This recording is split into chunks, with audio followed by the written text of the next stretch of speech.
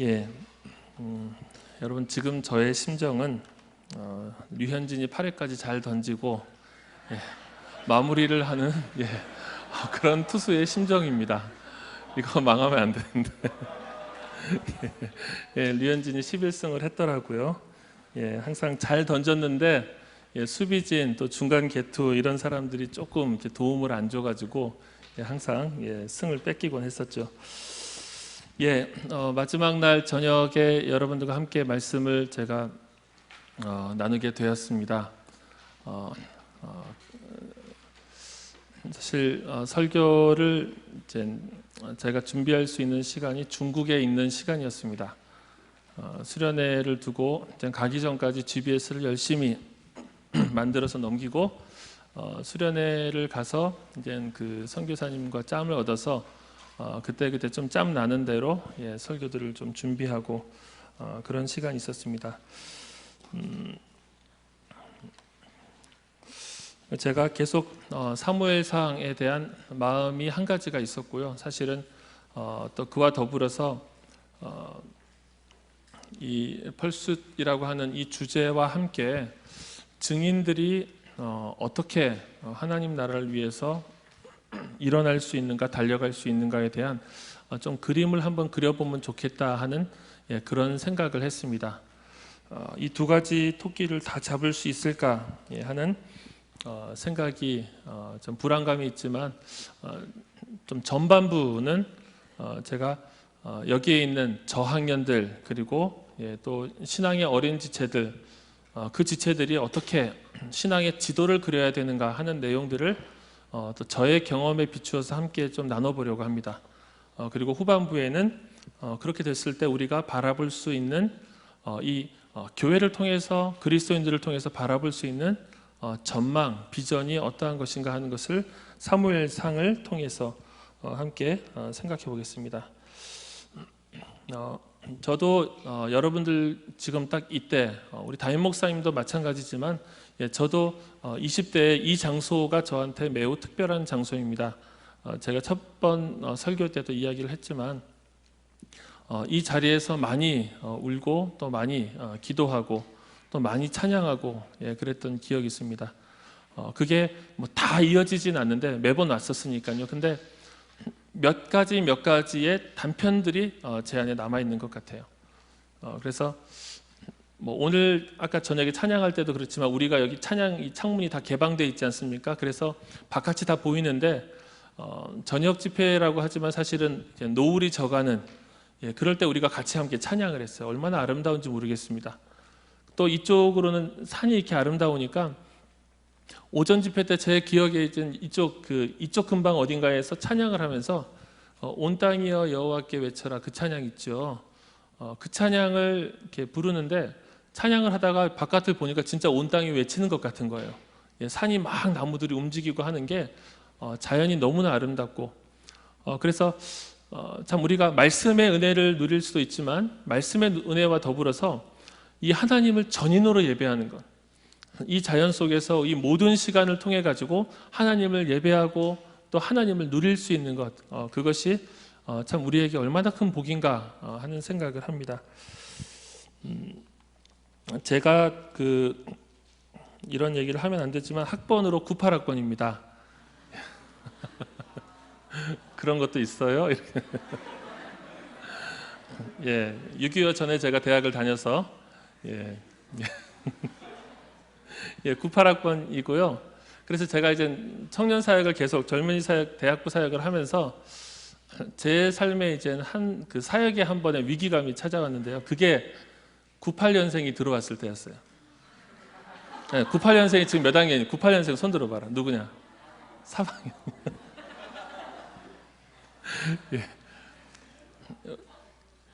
98년생들이 저를 바라보는 시각을 제가 좀 알거든요. 제가 이제 그 선교단체나 이런 데서 이렇게 강의를 들을 때 제가 또 이런 얘기까지 하면 그렇지만 79년생인데요. 이렇게 막 말씀을 듣다 보면 강사분들이 자기가 79학번이래요. 그럼 얼마나 거리감이 있던지. 그냥 그 79학번이라는 것만으로도 그냥 거리감이 딱 생기는데 제가 그 정서를 생각하니까 그래서 저는 이제 98년생들이 우리 대학부에 들어온 이후로부터는 정말 하나님께서 거저 주신 인생이라고 생각해요.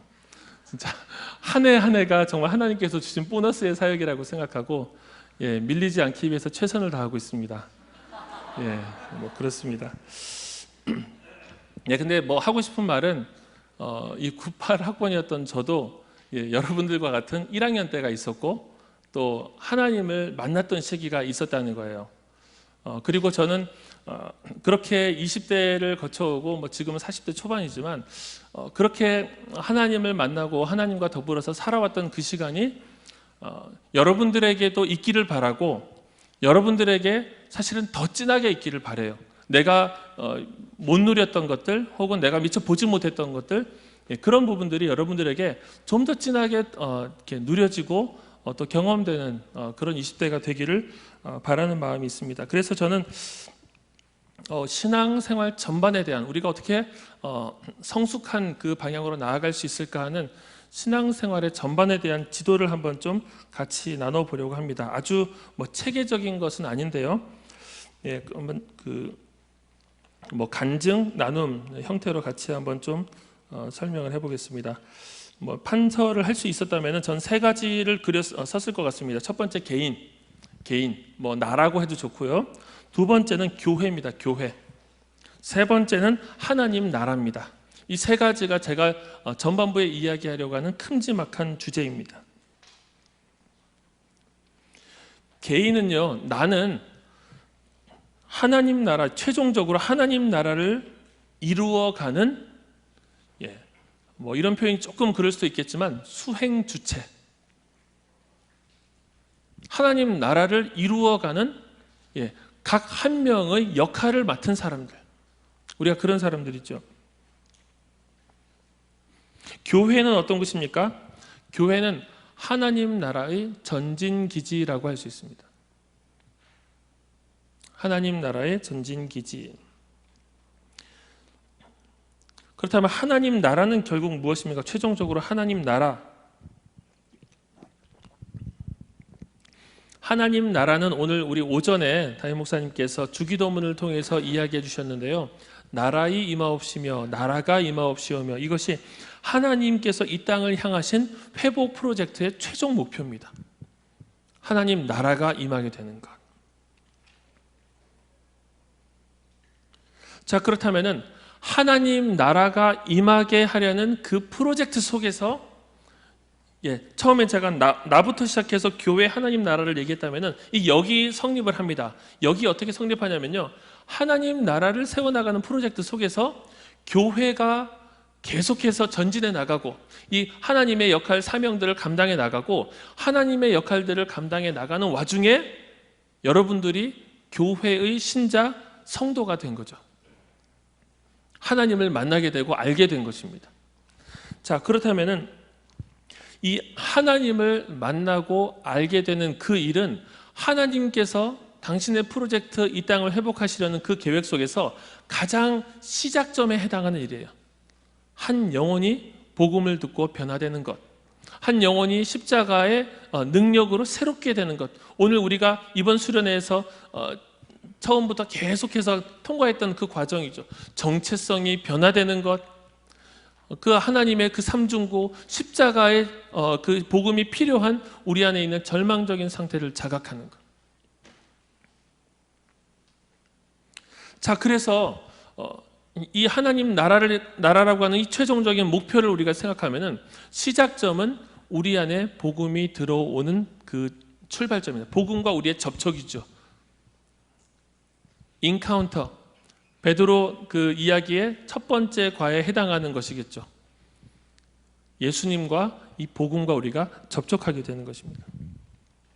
자, 그렇게 복음과 접촉하게 된 사람은 이 접촉 사건만으로 끝나는 것이 아닙니다. 계속해서 이 한 사람이 예수 그리스도의 복음을 듣고 어떤 돌이켜서 하나님 뜻을 향해서 계속해서 걸어가면서 어느 시점에는요, 자기의 발로 설 수 있는, 어린아이로 치자면은 뒤집기를 하고 배밀일을 하고 그리고 기어다니기를 하다가 어느 시점에 자기 발로 우뚝 설 수 있는, 그것을 위해서 필요한 것은 말씀과 기도입니다. 기도에 대해서는 우리 담임 목사님께서 오전에 아주 강조를 해주셨기 때문에 제가 많은 이야기를 하지 않을 것 같고요. 말씀을 조금 더 저는 강조를 해서 같이 함께 조화를 좀 이루고 싶습니다. 우리 안에서 인풋은 말씀이에요. 하나님의 말씀이 계속해서 우리 안에 섭취되지 않으면은 우리가 어느 방향으로 가야 할지를 알 수가 없어요. 그래서 그 계시라는 말씀을 하셨잖아요. 하나님께서 우리에게 말씀해 주시지 않으면은 사실은 우리가 하나님을 찾을 수도 없는 것. 하나님께로 향해서 갈 방향조차 잡을 수가 없는 것. 그래서 저는 말씀을 여러분들이 매일마다 섭취하는 훈련을 하시기를 권장합니다. 그리고 말씀을 섭취한다 하는 것은 제가 몇 개의 종교들을 좀 그래도 탐구할 수 있는 기회가 이번에 있었습니다. 라마 불교, 티베트 불교, 그리고 또 이슬람교, 이번에 그 중국 단기 선교를 다녀오면서 두 지역들을 좀 봤어요. 두 지역들을 봤는데요. 이 경전에 대한 사모함, 경전에 대한 숭배가 엄청납니다. 그래서 그 중국 내에 있는 그 회교 사원을 들어가 보니까 거기서 열심히 경전 공부하고 있어요. 경전 공부하고 있어요. 그 종교에 신앙하는 바를 알기 위해서 그 경전을 열심히 파는 거예요. 그런데 그걸 보면서 또 티베트 불교 같은 경우, 물론 다 그렇지 않겠지만 아침에 일어나서 그곳에 있는 승려들은 아침에 일어나서 계속 그 경전을 읽는 거예요. 몸을 흔들어 가면서 계속 읽어요.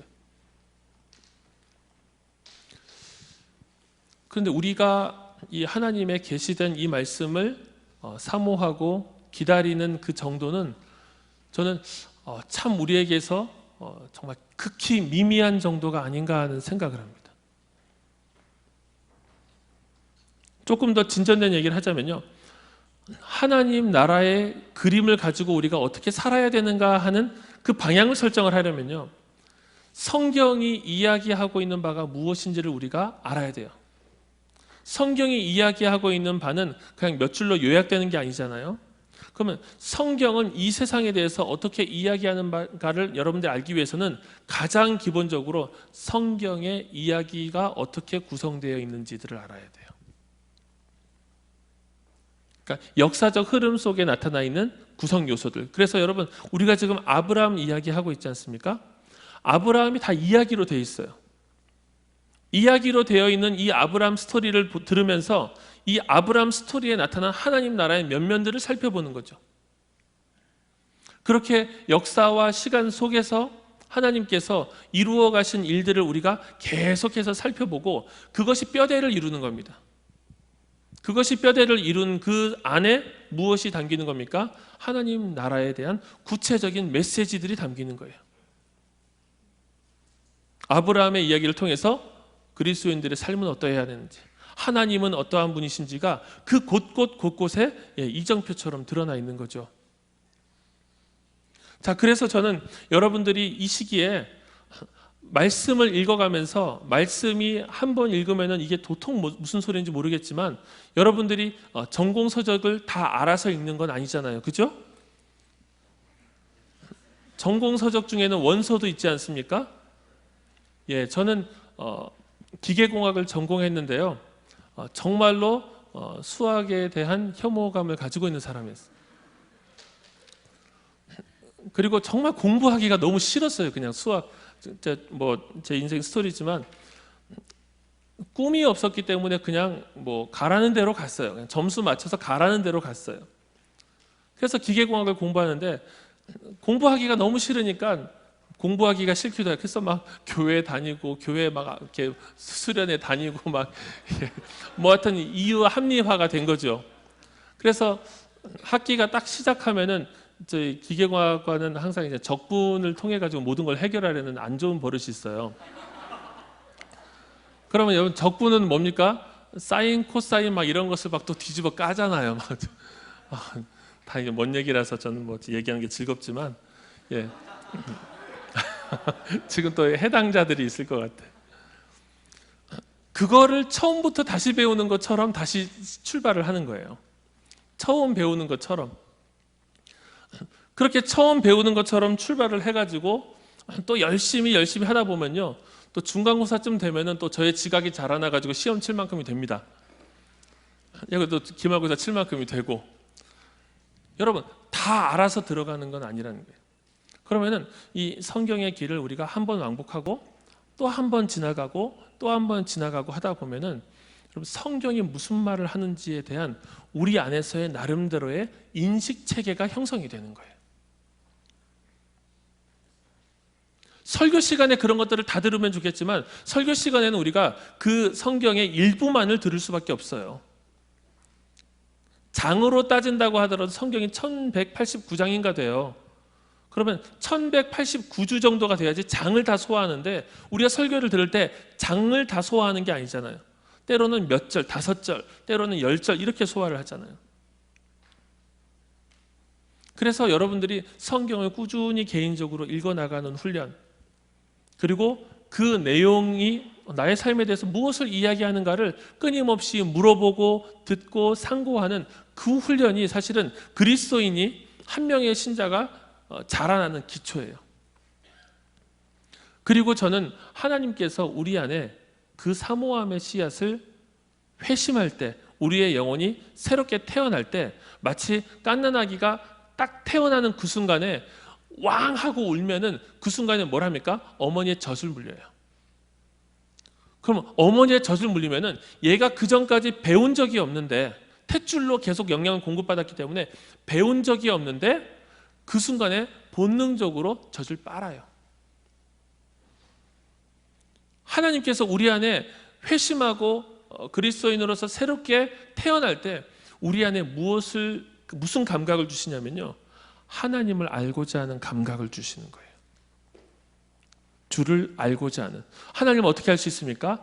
말씀을 통해서 주님을 알고자 하는 감각을 주시는 거예요.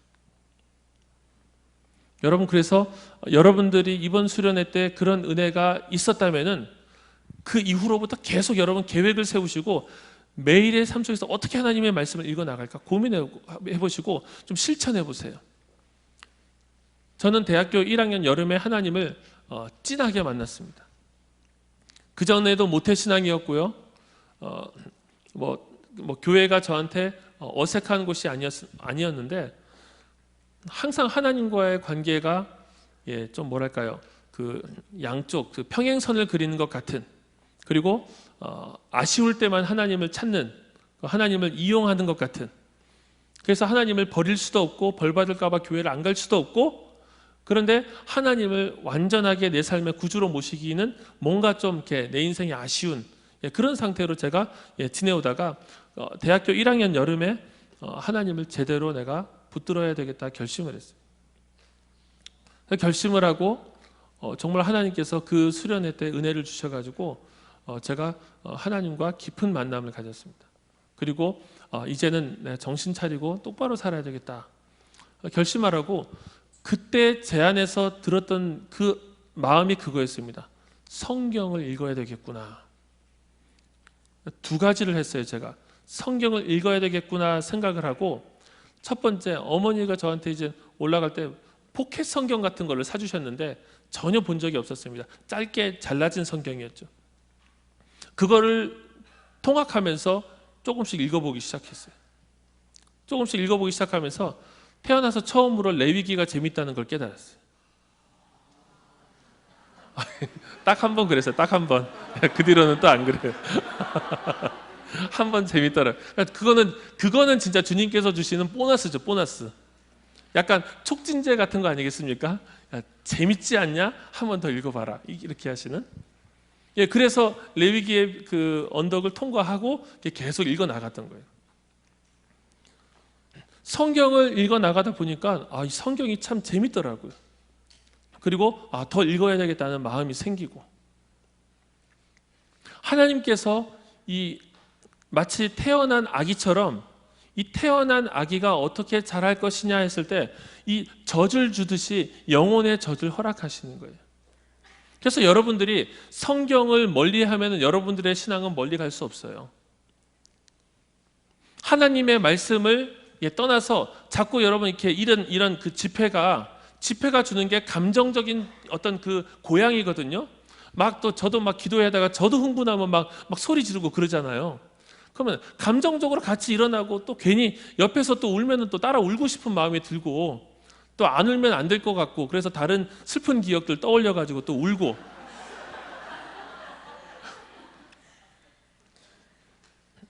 여러분 여기서 우리의 감정이 이렇게 고양되는 것은 그걸 통해서 하나님의 은혜를 우리가 받게 되고 또 하나님께 우리가 무릎 꿇게 되고 그것 참 귀한 일인데 그것 자체가 하나님을 만난 그 자체라고 본체 실체라고 생각하면은 그거 착각이라는 거예요.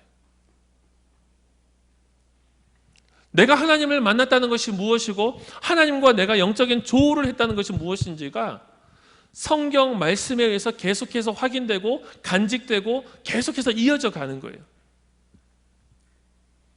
그래서 사실 이곳에서 여러분들이 하나님과 누린 그 은혜는 매일의 삶 속에서 말씀과 기도와 이 시간들을 통해 가지고 끊임없이 재확인되지 않으면은 그냥 언제 한번 친하게 누렸던 그 사이. 근데 어디서 만났는지를 몰라요. 야, 우리 반갑다 하면서 인사했는데, 쟤를 어디서 만났더라? 되게 친하게 논 것 같았는데, 정말 나랑 친했던 것 같은데 어디서 만났는지 기억을 못해. 그냥 그때 그 사건이 되는 거죠. 그래서 여러분 이 시기에 하나님과의 만남, 하나님과의 은혜는 여러분들이 말씀과 기도를 통해서 그리고 저는 거기다가 하나를 더 추가할 수 있다면은 말씀을 우리의 삶 가운데 적용하는 것을 도와주는 신앙서적. 저 뒤에 있는 신앙서적. 지금 저렇게 여러분들을 기다리고 있는 저 책들. 저는 시대가 가면 갈수록 사실 책 읽는 것이 어려운 시대라고 생각을 해요.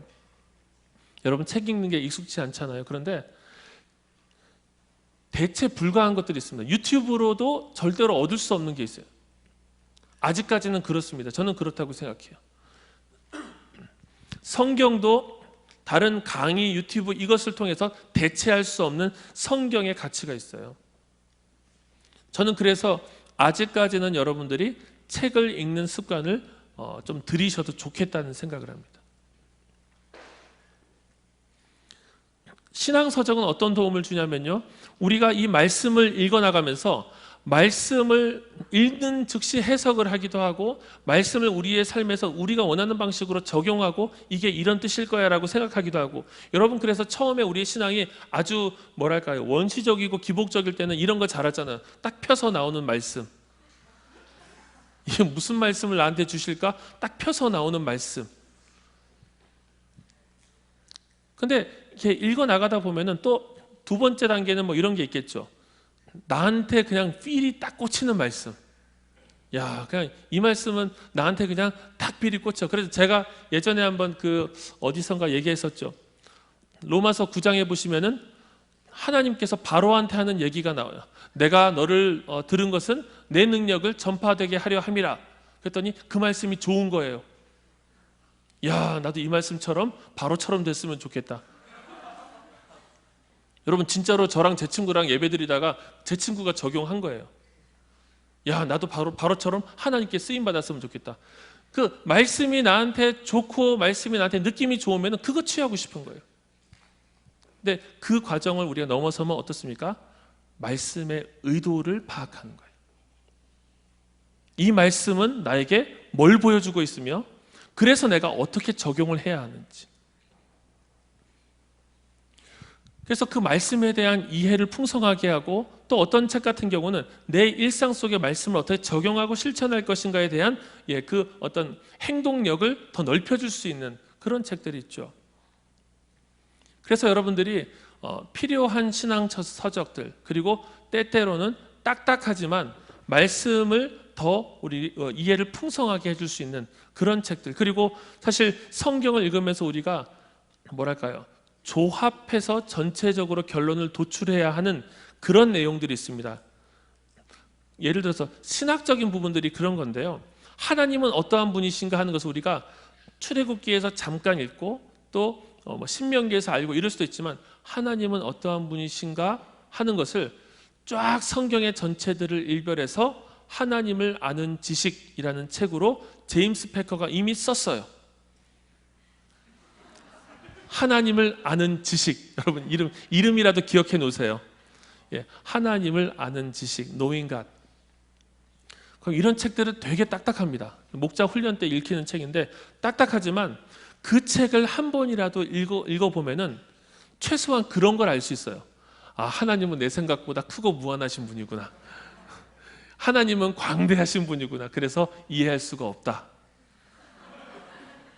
하나님의 불가해성을 깨닫는 거죠. 이런 식으로 신앙서적을 여러분들 읽어나가면서 성경을 어떻게 읽어나가고 성경과 더불어서 살아간다는 것이 무엇이구나. 그래서 내 삶 속에서 한 가지 한 가지씩 적용을 해보는 거예요. 실천을 해보는 거예요. 그리고 그와 더불어서 기독교가, 우리의 신앙이 내 개인적인 어떤 그 감정과 어떤 지성의 영역 속에 매여 있는 것이 아니라 이 신앙은 보편성을 띌 수가 있구나. 나에게만 좋은 신앙이 아니라 진짜로 이 복음과 이 신앙이 진짜 말이 되는구나. 그냥 신앙은 고대 신화처럼 어떤 종교성의 영역, 종교 감정의 영역에만 한정되어 있고 위로만 얻는 그런 신앙이 아니라 진짜로 내 삶 속에서 이 작용하는 원리구나 하는 것.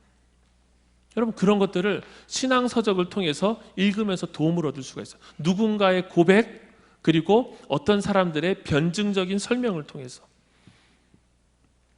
그래서 여러분, 우리가 믿는 이 신앙은 그냥 여러분들이 이 말씀과 교회 생활을 하는 것을 넘어서서 스스로가 말씀과 기도 가운데서 하나님과의 인격적인 개인적인 친밀한 관계, 그리고 하나님의 말씀을 통해서 이 말씀 속에 나타난 그 하나님에 대한 이해가 점차 넓어지고, 또 신앙서적을 통해서 그 깊이가 더해가면서 여러분이 성장을 하는 거예요. 영적으로 성장을 하면서 어디까지 우리가 성장을 합니까? 스스로 설 수 있는 단계까지.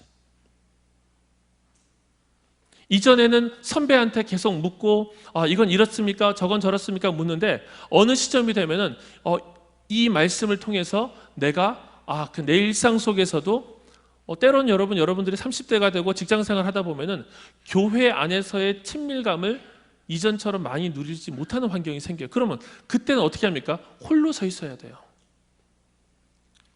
정말 홀로 서야 돼요. 내가 하나님을 예배하고, 여러분 또 이런 경우들이 있어요. 여러분들이 지방으로 가거나 그러면은 우선 여러분들은 지금은 훈련 체계가 시스템이 잘 잡혀 있는 교회, 또 많은 사람들이 모이는 교회, 그런 곳을 선호하겠지만 여러분, 개척교회, 작은 교회는 누가 갑니까? 여러분, 가야 될 때가 있어요. 그 교회들을 섬기러 가야 돼요. 그런데 그곳에 갔을 때는 이전처럼 그렇게 많이 공급을 못 받아요. 그러면 많이 공급 못 받으니까 나는 그냥 교회에 옮길래, 하나님께서 인도하시면 거기에 서 있는 거예요. 서 있으면서 그곳에서 하나님과 더불어서 내가 소통할 수 있는, 내가 하나님과 개인적으로 소통하면서 교회와 함께 지낼 수 있는, 홀로 서는 겁니다. 그래서 여러분, 20대 때 여러분들이 신앙 훈련을 받는 거, 이 하나님의 말씀으로 견고하게 서 있는 사람이 되는 훈련을 하고 있는 거예요.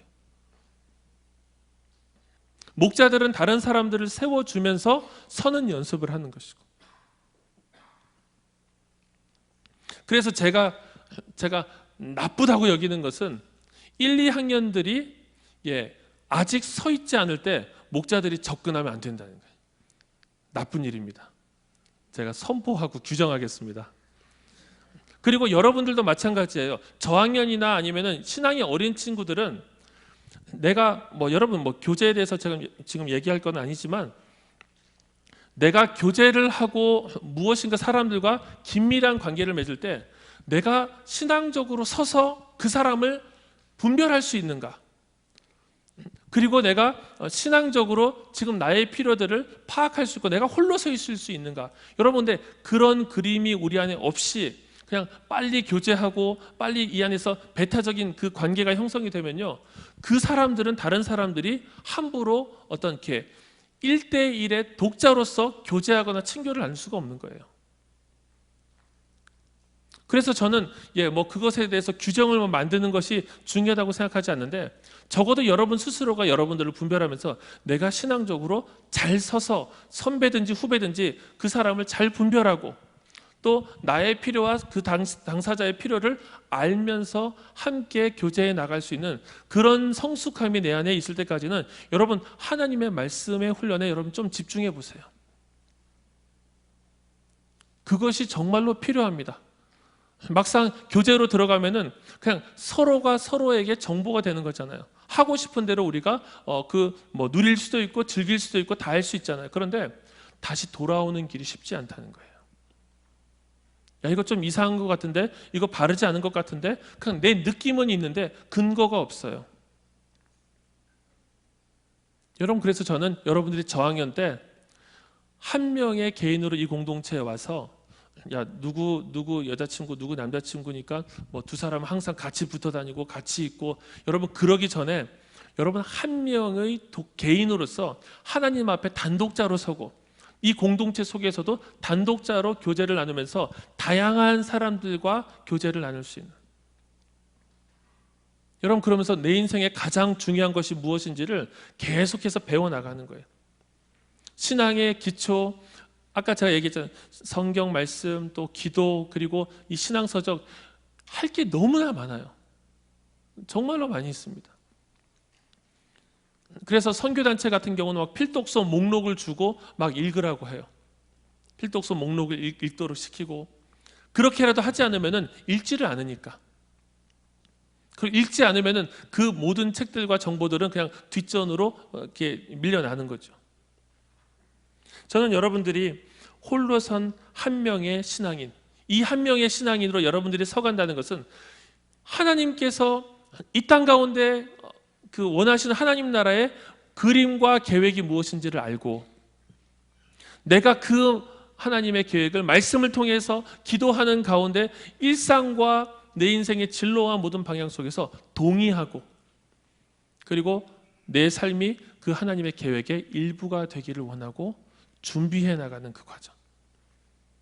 여러분 그 속에서 상대방을 만나는 거예요.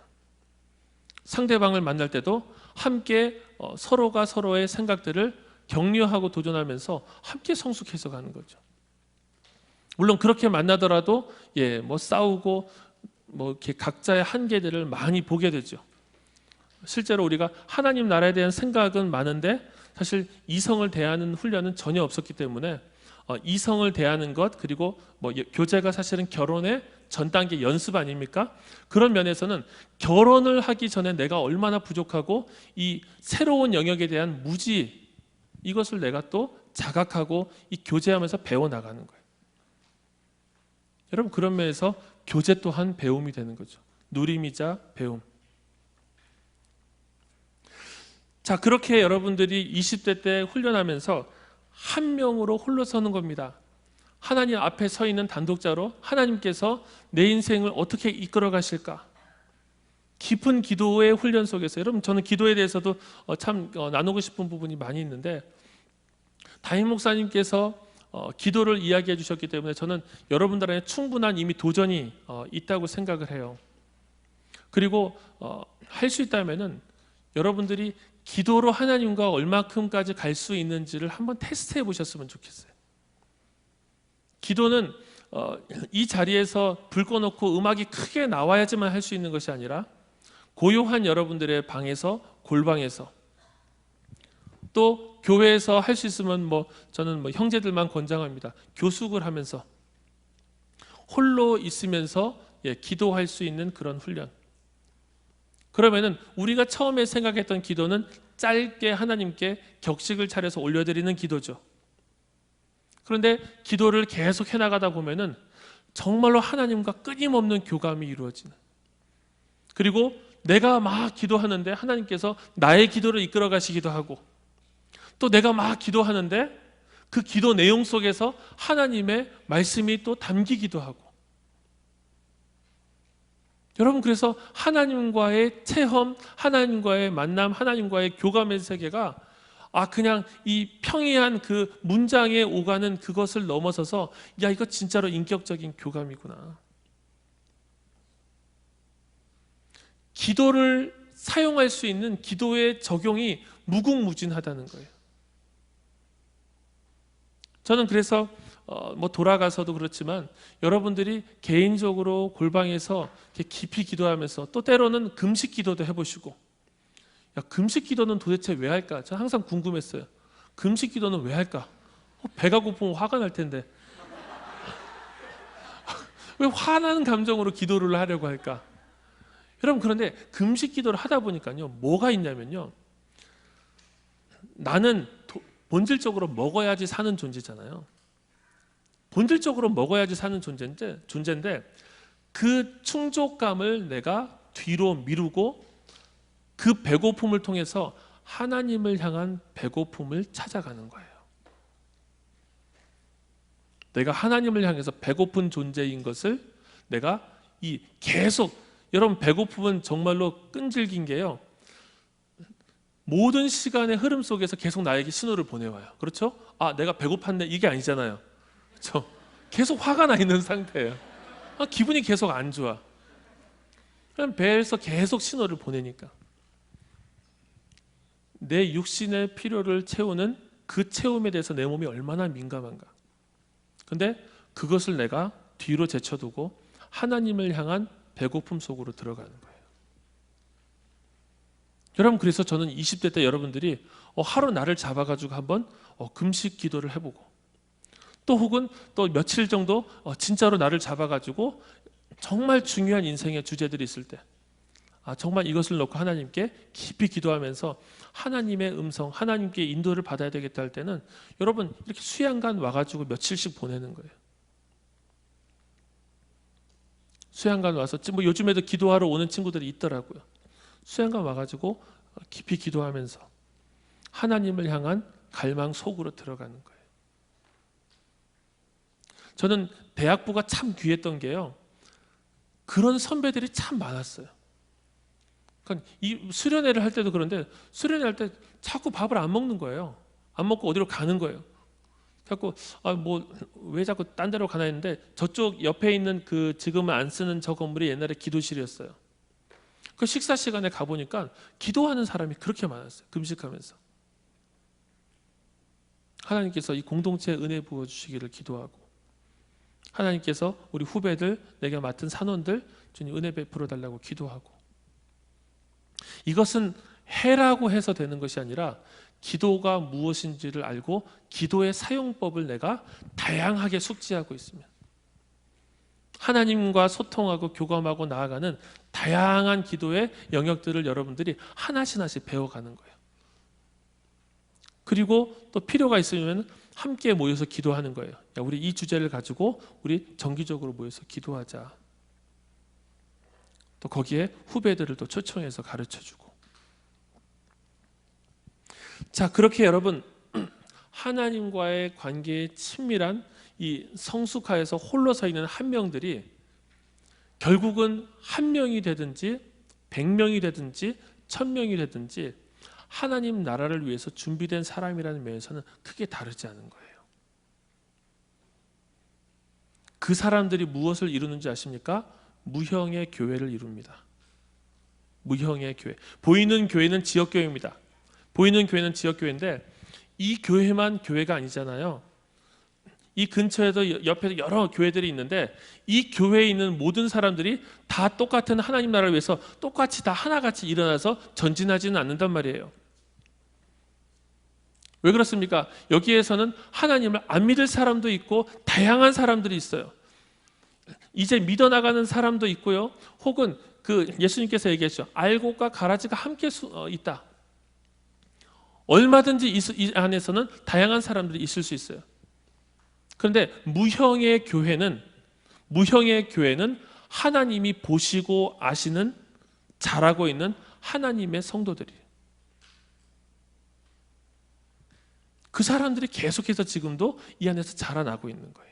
그리고 그 사람들이 이 곳곳의 교회, 곳곳의 지역 속에서 이 지역 교회의 형태로 혹은 그 선교단체와 같은 그런 패러처치, 교회의 어떤 뻗어나간 가지 역할을 하는 그런 방식의 교회의 형태로 곳곳에 있는 거예요. 그래서 두 번째, 교회 하나님 나라의 전진 기지가 계속해서 하나님의 사람들을 키워나가고 하나님의 일들을 준비시켜 나가는 겁니다. 여러분, 그렇다면 우리는 지금 내수동교회라고 하는 교회에 속해 있잖아요. 지역교회. 이 지역교회 속에서 하나님은 어떻게 일을 하실까요? 가장 중요한 것은 전 세대가 하나님을 향하여서 계속해서 예배하고 훈련, 양육받고 그러면서 성장해 나가는 데 있습니다. 하나님을 예배하는 것. 또 하나님을 예배할 뿐만 아니라 그 안에서 계속해서 말씀을 훈련하죠. 말씀을 훈련하는데 이 젊은이들은 훈련을 받고 나면은 바로 하나님 나라를 위해서 막 뛸 수 있는 준비가 돼 있어요. 그런데 여러분, 어린아이들은 그렇지 않잖아요. 어린아이들은 끊임없이 공급을 해줘도 사실은 공급을 하고 나서 이게 어디로 갔나 싶을 정도로 당장 태가 나질 않아요. 그리고 연장자들, 나이가 연로하신 분들은 어떻게 하나님 나라를 위해서 뛸 수 있을까? 우리의 개념으로는 또 다른 영역이죠.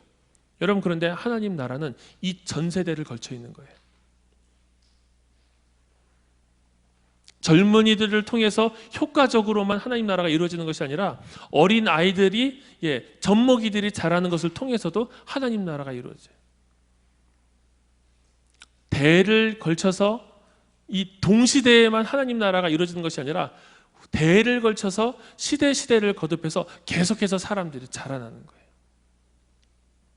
그래서 저는 여러분들이 이 대예배를 드릴 때 무엇을 보셔야 되냐면요, 대학부 안에서 같이 우리가 예배드리고 대학부끼리 함께 찬양하는 것은 참 우리 동세대들이기 때문에, 같은 세대들이기 때문에 좋은데, 대예배는 딱딱한 것 같고 대예배는 좀 우리의 정서와 좀 다른 것 같지만, 이 대예배는 이 모든 성도가 한 하나님의 지붕 안에 있음을 보여주는 거예요. 이게 하나님 나라라는 것을 보여주는 거예요. 그래서 제가 여러분들에게 얘기했잖아요. 대학부 예배와 대예배 중에서 하나를 선택해야 되면 대예배를 선택하십시오. 대학부 예배는 있을 수도 있고 없을 수도 있습니다. 그런데 대예배는 제일 마지막까지 있을 거예요. 온 성도가 함께 이 교회의 이름으로 드리는 예배. 그렇다고 대학부 예배를 드리지 말라는 것은 아닙니다. 저는 그래서 여러분들이 우리 담임 목사님 오셔서 말씀을 나누시기도 했지만, 대예배를 통해서 교회의 그림을 보는 것, 그리고 또 저는 또 귀한 일이 교사가 돼서 교육부서에 들어가서 교회의 그림을 보는 것. 야, 이 아이들이 자라나고 있구나. 이 세대들이 하나님 나라를 위해서 꿈을 꾸고 있구나. 또 여러분, 기회가 되면 우리 연로하신 교회 어르신들과 교제를 나눠보십시오. 야, 이분들이 하나님 나라를 살아가셨구나. 이 교회가 얼마나 크고 깊은지를 보게 되는 거예요. 그래서 저는 여러분들이 이 한 지역교회에 뿌리 내린 성도가 되는 것이 이 대학부 훈련의 목표입니다. 하나님 나라를 위해서 달려가는 것도 목표입니다. 그런데 한 지역교회에 뿌리 내려서 그 교회를 세워나가면서 하나님 나라를 위해서 달려가는 사람. 우리 교회는 너무 답답하고, 우리 교회는 너무 뒤처져 있고, 우리 교회는 너무 고지식하고 고리타분하고. 여러분, 그런데 아무리 교회의 흠을 보더라도 교회에 대한 사랑이 내 안에 일어나는, 그리스도께서 교회를 통해서 일하시고 그리스도께서 교회를 최종적으로 세우셔서 당신의 일을 해나가시는 거예요. 여러분, 그렇게 이 교회 속에서 세워진 하나님의 사람들이 곳곳으로 퍼져나가는 거죠. 국내로, 국외로. 저는 두 번째, 내 자아가 신앙적으로 성숙해가면서 내 서 있는 터전인 이 교회를 발견하는 눈이 열리는 것.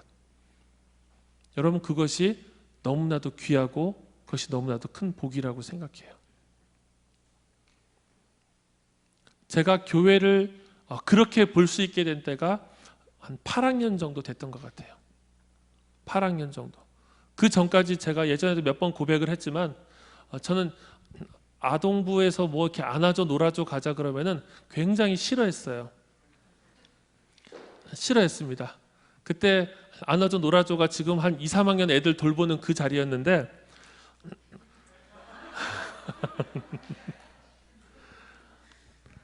아니, 젊은이들이 하나님 나라를 위해서 막 지금 달려가야 되는데 어떻게 애를 보러 지금 그렇게 많이 가나, 이 생각이 드는 거예요. 제 마음이 막 달아올랐어요. 막 지금 그거 갈 때가 아니라 지금 여기 갈 때인데, 이런 훈련하고 이런 모임 갈 때인데 어찌 지금 애를 보러 가나.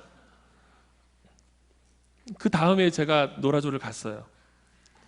노라조를 가가지고 이 한 3명의 아이들을 돌보면서 제가 회개를 많이 했습니다. 회개를 많이 하고 하나님께서 네 죄를 씻어라 하고 아동부 전도사로 세우셨어요. 네 죄값을 씻어라 하고. 그래서 아동부 전도사를 했었죠. 또 그 전해에는 유치부 교사를 했었고, 제가 그때 하나님 나라의 시야가 확 확장되는 기분이었어요. 하나님 나라는 절대로 젊은이들만으로 이루어지지 않는구나. 젊은이들이 하나님 나라를 위해서 일하기 너무나도 좋지만 젊은이들이 가지고 있는 그 효율성과 역할을 생각하면은 이 다른 세대들은 다 장애물처럼 여겨지는 거예요. 심지어 깎는 아기는 얼마나 손이 많이 갑니까?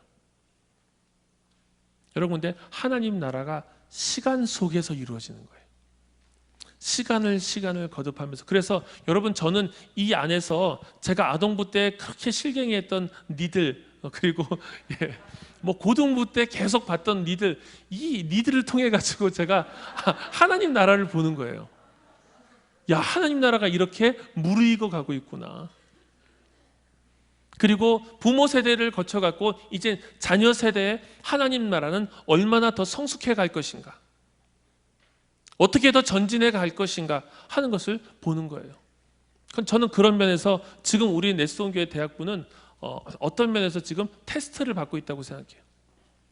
우리 선배들이, 신앙 선배들이 신앙 훈련을 하면서 이젠 이 세대들이 이젠 이 자리에 왔는데, 선배들은 부모로부터 신앙 훈련을 그렇게 많이 받지 못한 사람들이 있을 것 아닙니까? 그런데 이 세대들은 부모님으로부터 신앙교육 열심히 받고 또 주일학교를 통해 갖고 열심히 훈련 받았어요. 도대체 그게 어떤 의미가 있는가를 우리가 지금 지켜보고 있는 거예요. 그래서 여러분들이 한 명의 답입니다. 한 명의 답. 우리 2세대들이 올라온 거예요. 그러니까 저는 여러분들이 우리 교회에서 자란 친구들은 사실 넷송교회를 떼놓고 생각할 수가 없겠죠. 그리고 넷송교회가 좋을 수도 있고 안 좋을 수도 있겠지만 그 호불호를 떠나가지고, 혹은 대학생이 돼서 이곳에 왔던지 1년도 채 안 됐든지 간에 상관없어요. 하나님께서 나를 이곳에 보내셨구나. 이 한계 많고 흠 많은 지역교회 속에서 자라게 하시는구나. 여러분, 그렇게 우리가 이 한 교회를 보기 시작하면요, 흠 많고 부족한 것들이 보이면 보일수록 사랑스러워진다. 왜 그렇습니까? 주님께서 그 교회를 위해서 피 흘려 죽으셨기 때문에. 그 교회를 발견하지 못하고 교회의 약점과 한계를 여러분들이 보게 되면요, 정말로 교회를 떠나고 싶을 거예요. 진짜 교회에 소망이 있나 싶을 정도로. 사람이 모여있는 곳이기 때문에 얼마나 사건 사고가 많습니까? 말이 많습니까? 뭐 우리 대학부만 하더라도 여러분 진짜 얼마나 말이 많은지 몰라요. 이런저런 일들이 얼마나 많은지 몰라요. 여러분, 그것만 놓고 보면은 교회 못 다닙니다. 근데 이 연약한 교회, 주님의 피값으로 사신 교회, 그 교회를 내가 발견하기 시작하면요, 한계를 두고 떠날 수가 없는 거예요. 교회를 사랑하게 되는 마음. 그리고 여러분, 이 교회만 하나님의 교회입니까? 우리 한국교회, 수많은 한국 교회들, 그 교회를 바라보는 주님의 긍휼한 마음이 내 안에 임하는 거예요. 전 여러분들이 이 신앙훈련을 해나가면서 대학부라고 하는 이 좋은 테두리 속에서 신앙훈련을 해나가다가 어느 시점에 내수동교회의 눈을 뜨기를 바라요. 그리고 그럴 수 있으려면 여러분, 교회에서 이루어지는 일들을 여러분들이 열심히 참여하시면서 보십시오. 대예배 때 대표기도 하시는 분들이 어떤 장로님인지도 보시고요. 우리 식당에서 섬겨주신 이분들 얼굴을 잘 기억해뒀다가 교회에서 만나면 손잡고 인사하세요. 그러니까 이분들은 그냥 어머니라고 불러도 돼요. 진짜 어머니보다 더한 열심으로 섬겨주시잖아요. 여러분들 알지도 못하는데. 여러분 그렇게 교회에 계신 한 분 한 분들을 알아가고 그분들의 귀한 신앙들을 서로 함께 교제하다 보면은, 야, 이 교회가 진짜 하나님께서 나를 위해서 맞춰주신 교회구나. 교회에 대한 그리스도의 애정이 우리 안에서 계속 세워져 가는 거죠.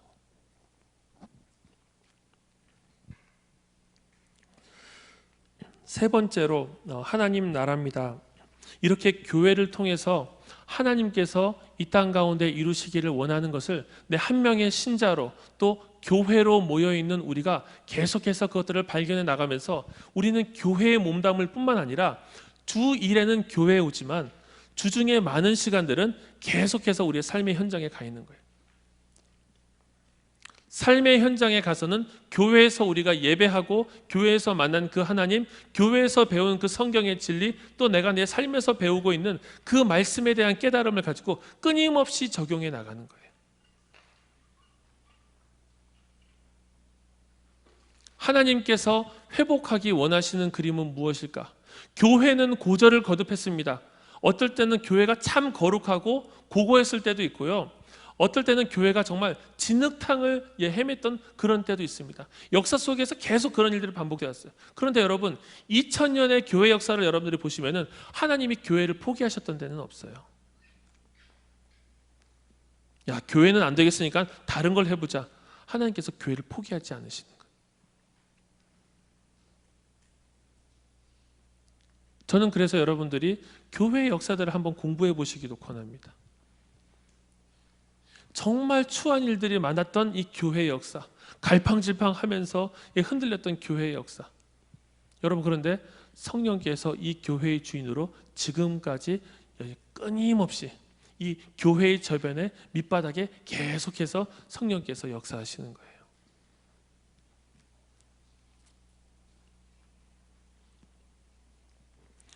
교회 안에 각성한 신자들이 계속해서 늘어나는 것. 교회를 제가 지지난주인가요?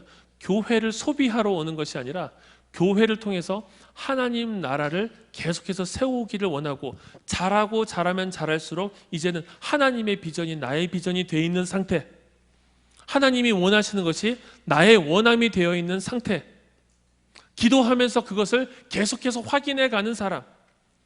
여러분, 그런 사람들이 이 교회 부서에서, 교회 전체에서 계속해서 세워지면서 그 사람들이 주중에 계속 삶의 현장으로 뻗어져 나갈 것 아닙니까?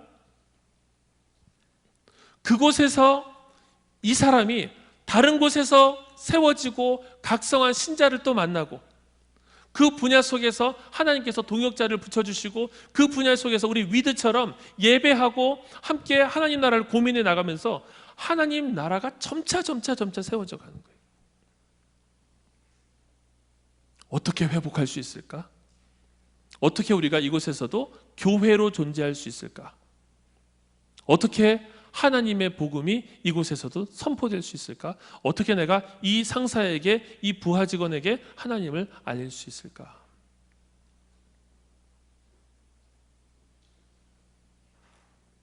교회가 점차 확산되어 가는 거죠.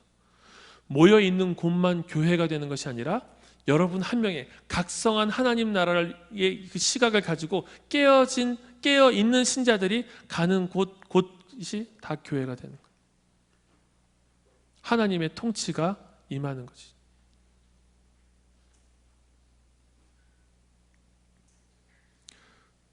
저는 그래서 여러분들이 이 자리에서 같이 누리고 나누고 하면서 하나님께서 조금씩 우리의 생각의 지평들을 넓혀주시는, 그래서 점차 나의 개인의 삶, 나의 취업, 나의 진로, 나의 교제, 나의 인생, 나의 가정, 이거 보다가 하나님께서 점차 넓혀주시고 우리의 비전, 우리의 소망 보게 하시는 거예요. 야, 어떻게 우리가 지금 이 시기에 우리는 지금 이뤄놓은 것 하나도 없지만 어떻게 하나님의 뜻을 따라서 우리가 계속해서 걸어갈 수 있을까? 어떻게 하나님의 뜻을 이룰 수 있을까?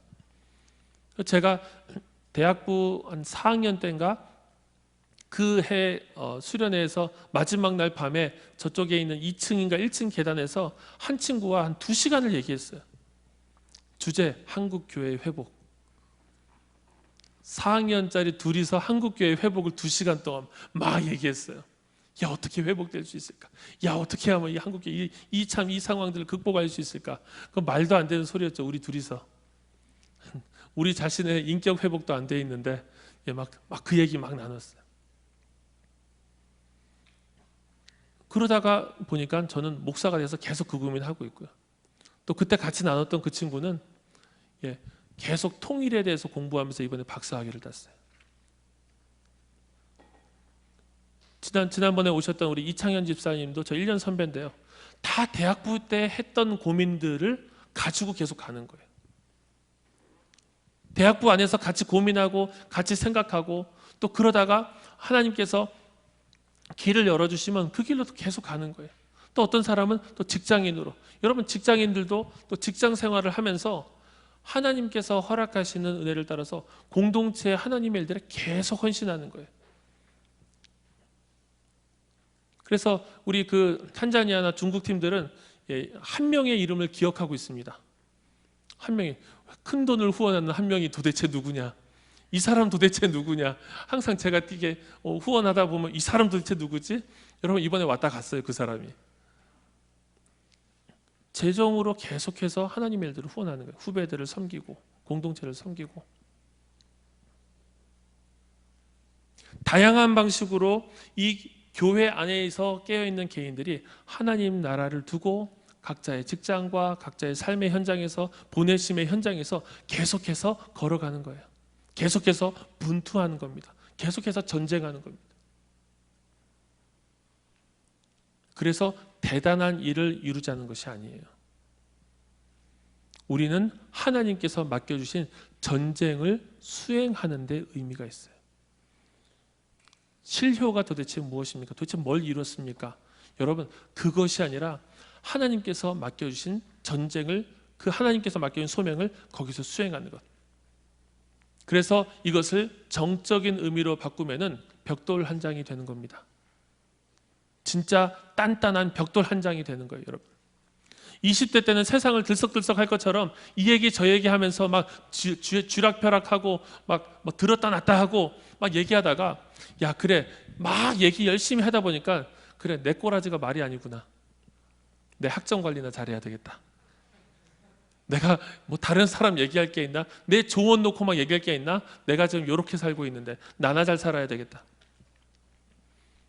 여러분, 그렇게 자신의 삶이 계속해서 하나님 나라를 위해서 돌아보고 반성하고 준비하고 이렇게 해나가면서 여러분, 하나님께서 원하시는 곳이 어디인지, 나는 그것을 막 들었다 놨다 할 것처럼 얘기했는데 하나님께서 원하시는 것은 그곳에서 하나님 나라를 세워나가는 작은 벽돌 한 장. 그런데 벽돌 있다가 없어지고 흐물흐물한 그런 벽돌 말고요, 그곳에 끝까지 있는 벽돌. 그렇게 하나님 나라가 세워지는 거죠. 제가 중국 가서 우리 조이 베이스에서 본 것도 사실 그런 겁니다.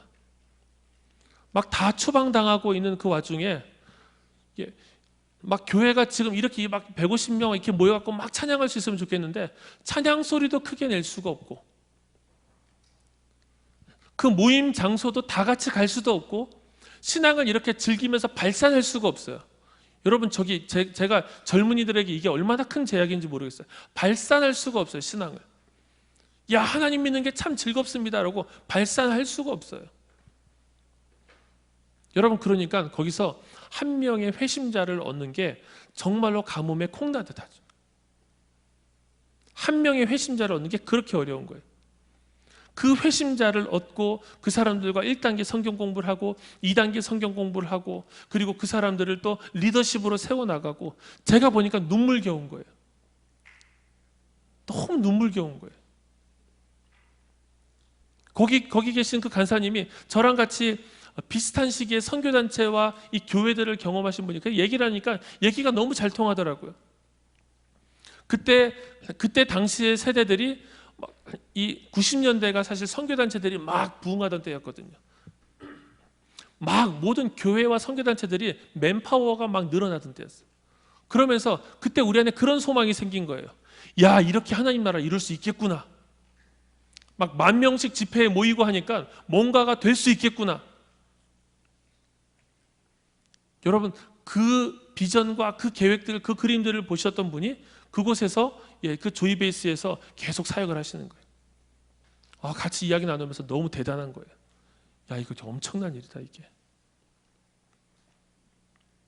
거기서 SM으로 우리 규리처럼 소미처럼 그렇게 단기 선교사로 가가지고 수고하고 애썼던 친구들, 그 친구들이 갈등하고 고뇌하면서 내가 지금 잘하고 있는 게 맞나 고민하면서 그렇게 6개월, 1년을 드리고 있는 거예요. 야, 이거 진짜 어마어마한 일이다. 벽돌 같은 하나의 사람들이 계속해서 길러지고 있는 거예요. 그 우리의 역할은 뭡니까? 우리는 발산할 수가 있잖아요. 여기서 뭐라고 하고 뭐 밤 11시까지 막 기도해도 아무도 뭘 하지 않잖아요. 배울 수 있고 누릴 수 있고 발산할 수 있는 이 환경 속에서 야, 이 멀리 있는 하나님의 이 교회들, 정말 분투하고 있는 교회들에게 우리는 어떻게 힘을 공급해 줄 수 있을까? 야, 이거 즐겁다고 끝나면은 이거 진짜 안 되겠다.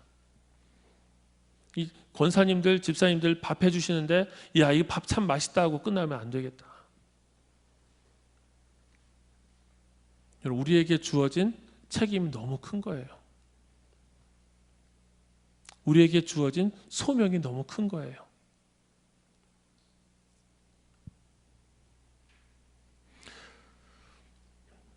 제가 전반부 잠깐 이 지도를 좀 그렸습니다. 개인이 어떻게 하나님 나라의 꿈을 꾸고 성장하면서 성숙하면서 변화되어 갈 수 있는가, 그리고 그 속에서 교회가 어떠한 곳이고 우리가 어떻게 교회를 발견할 수 있는가, 그리고 그 교회 안에서 그 성도들이 어떻게 하나님 나라를 이루어 가게 되는가 하는 이야기들을 잠깐 나눴습니다. 그러면 우리 그 사무엘상 7장을 같이 좀 보고 마무리하도록 하겠습니다.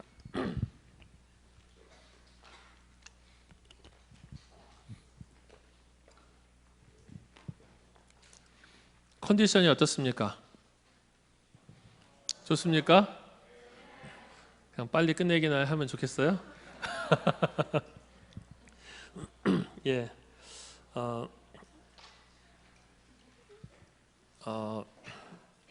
사무엘상 우리가 4장, 5장, 6장까지 우리가 나눴고요. 이제 7장을 같이 보도록 하겠습니다. 저도 잘 모르겠습니다. 왜 이렇게 사무엘상을 제가 이게 수련회 전에 단기 선교 가기 전부터 쭉 나누게 됐는지 잘 모르겠는데요.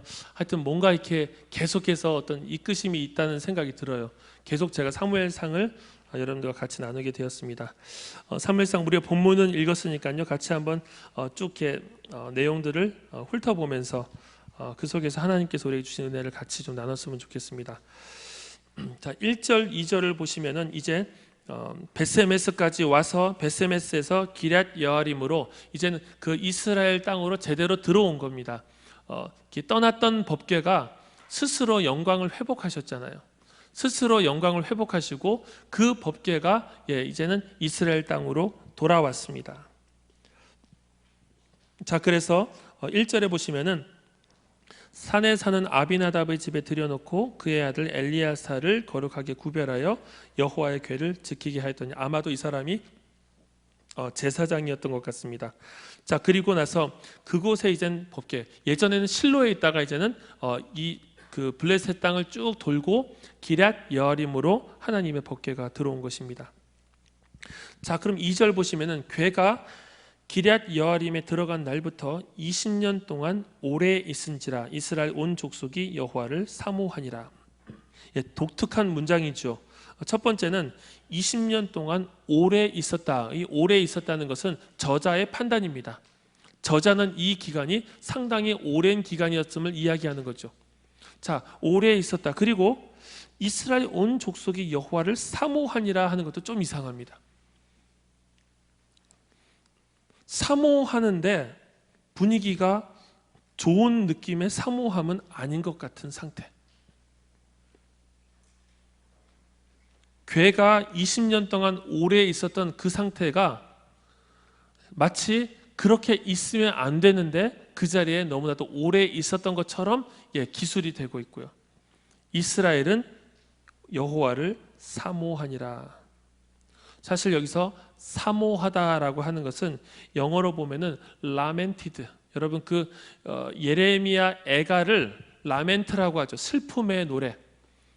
그래서 이스라엘 족속이 여호와를 사모하니라, 이것은 이스라엘 족속이 여호와로 인해서 슬퍼했다.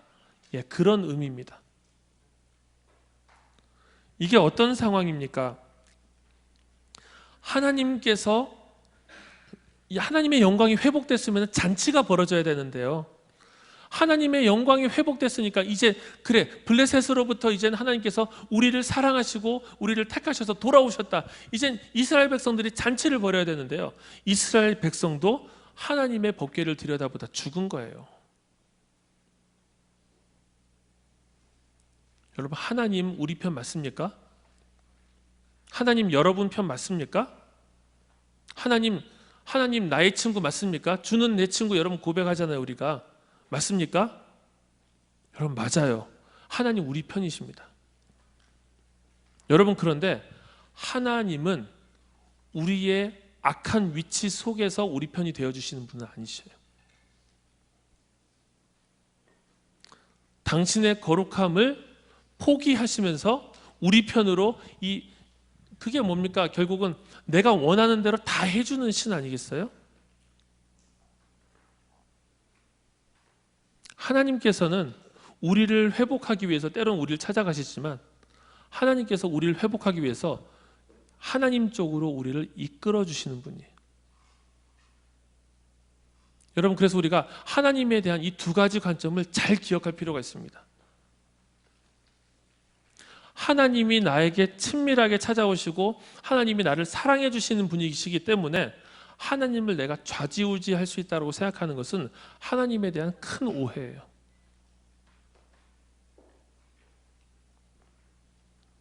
그럼 바른 이해는 무엇입니까?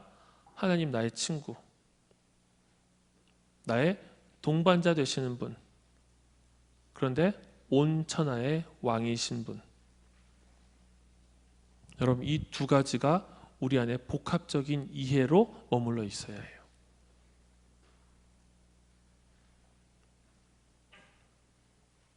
우리가 하나님이 어떠한 분이신지에 대한 이 하나님의 어미하심과 크고 두려우신 그 하나님을 우리가 종종 망각하곤 합니다. 오늘 우리가 찬양하면서 기뻐 뛰면서 춤췄잖아요. 저는 진짜 이번 찬양팀 아주 너무 애쓰고 수고 많았어요. 진짜. 야, 이렇게 막 진짜 매 곡들을 준비해서 이게 막 진짜 맞추고, 이게 얼마나 큰 에너지입니까? 막 같이 함께 기뻐하면서 이 찬양을 기쁘게 우리가 부르는 거예요. 이 찬양을 기뻐하고 춤추고 누리고 하면서 우리가 또 같이 발견할 게 뭡니까? 빠른 비트의 곡과 더불어서 이 조용한 비트의 그 찬양 속에서 나타나는 하나님에 대한 경외감. 와, 주님 너무 좋아요 하고 우리가 손을 들고 막 뛰면서 찬양할 수도 있고요. 그와 더불어서 하나님을 향해서 우리가 모든 것을 내어드리는 두렵고 떨리는 마음이 이 안에 같이 있는 거예요. 여러분, 예배가 그렇습니다. 그런데 종종 우리가 하나님을 향한 두렵고 떨림의 감정을 잘 이해를 못해요. 그래서 여기는 지금 수련회니까 여러분 우리가 편하게 앉아가지고 조금 더 이렇게 그 긴 얘기를 듣기 때문에 그런 부분이 조금 더 저는 유연할 수 있다고 생각하는데요. 함께 전체가 예배드릴 때 여러분 우리가 하나님을 어떠한 존재로 생각하는지는 우리의 태도에 분명히 드러나게 돼 있어요. 사실 우리가 믿는 이 기독교는 그런 태도를 많이 얘기하지 않아요. 그런데 제가 이번에 그 이슬람이 예배하는 거를 다 봤다는 거 아닙니까? 이슬람 정오 예배를 한번 가서 처음부터 끝까지 다 봤어요. 정오 기도회 정도 되겠죠. 그 기도회의 모든 순서는 뭐로 채워져 있는지 아십니까? 다 절로 채워져 있어요. 모두 다 절하는 방식이 똑같아요. 여러분 그게 뭘 보여줍니까? 제가 시작부터 끝까지 다 봤어요. 알라가 어떠한 존재인지를 절로 표현하는 거예요. 알라는 위대하다 얘기하고 이야기하고 또 일어났다가 절하고 또 일어났다가 절하고 또 일어났다가 엎드려 절하고 계속 그러고 나오더라고요. 여러분 사실은 예배의 본질이 경배거든요. 우리가 예배를 관람하는 것이 아니라 우리가 그 하나님께 경배하는 거예요. 하나님은 어떠한 분이신가? 이스라엘 백성들이 우리 하나님 우리의 편, 그런데 우리의 편이라고 좋아하고 하나님께서 이 하나님의 법궤가 우리에게 왔다 기뻐하는데 그 법궤를 다 들여다본 거예요. 야, 여기는 뭐 신비한 게 있기 때문에 하나님의 영광에 대한 개념이 그들에게서 희미해져 버린 거예요. 그리고 나서 하나님께서 많은 사람을 치시죠. 심지어 하나님 이스라엘도 하나님께서 치시는 거예요. 그리고 나니까 이스라엘이 함부로 하나님께 가까이 가지를 못하는 거예요. 그 기간이 20년. 하나님의 공백, 하나님의 법궤가 이 땅에 들어왔으나 하나님의 법궤와 이스라엘이 밀착되지 못한 이 안타까운 공백의 시간 20년을 저자가 뭐라고 기록합니까? 20년 동안 오래 있은지라. 왜 오래라고 얘기합니까?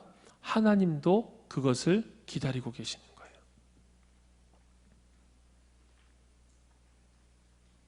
여러분 20년 동안 오래는 여러분들에게 한 달 동안 오래도 될 수 있는 거 아시죠? 얘가 하나님과 교제가 없은지 교회를 안 나온 지 3개월 동안 오래 있은지라.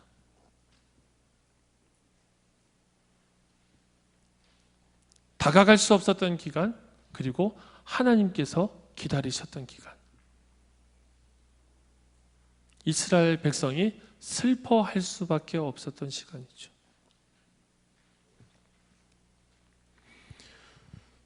(3절에) 보시면은 사무엘이 이스라엘 온 족속에게 말하여 이르되 만일 너희가 전심으로 여호와께 돌아오려거든 이방 신들과 아스타롯을 너희 중에서 제거하고 너희 마음을 여호와께로 향하여 그만을 섬기라. 그리하면 너희를 블레셋 사람의 손에서 건져내시리라. 사무엘이 하나님과 이스라엘 백성의 화해를 주선합니다. 너희가 여호와께 돌아오려거든. 너희가 여호와께 돌아오는데 그 앞에 한 단어가 붙죠. 전심으로 여호와께 돌아오려거든. 일시적으로 지금 위기를 모면하기 위해서 하나님을 달래는 것이 아니라 하나님은 늘 전심을 요구하시는 거예요. 일시적으로 신을 유화시키는 그 유화제, 하나님의 마음을 달래는 방식이 아니라 전심으로 여호와께 돌아오려는 길을 사무엘이 제시하는 겁니다. 그것이 무엇입니까? 3가지예요. 첫 번째, 이방 신들과 아스타롯을 너희 중에서 제거하고. 여러분 여기서 이스라엘은 다 깨어집니다. 이방 신들과 아스타롯이 있었다는 것도 문제가 되고요. 말이 안 되는 거죠. 법궤 하나님의 임재를 하나님의 임재를 기뻐하고 하나님의 임재를 추구하는 그 민족들이 이방신들과 아스타롯을 가지고 있었어요. 그리고 이 이방신들과 아스타롯을 잠시 치워두는 것이 아니라 제거하고, 그깟 신상 몇 개 깨버리면 되지. 여러분, 이방신과 아스타롯은 그렇게 만만하게 볼 대상들이 아닙니다. 그 당시로 보면요, 실효를 가지고 있는 하나의 물체들이었어요. 실효를 가지고 있는. 어떤 실효입니까? 비를 내려준다라고 믿었고, 이게 있을 때 우리의 삶이 안정감이 있고 우리가 생존할 수 있다라고 믿었던 그 대상들을 제거하라는 거예요.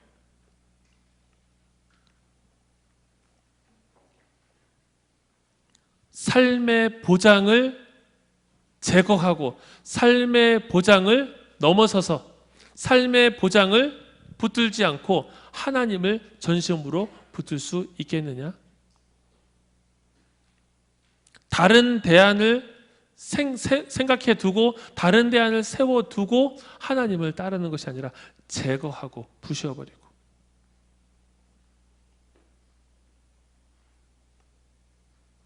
우리가 매 예배 때마다 사실은 하나님께 고백해야 될 것이 이것이죠. 하나님, 내가 당신을 예배합니다. 다른 어떠한 것보다도 주님을 사랑합니다. 주님을 따르겠습니다.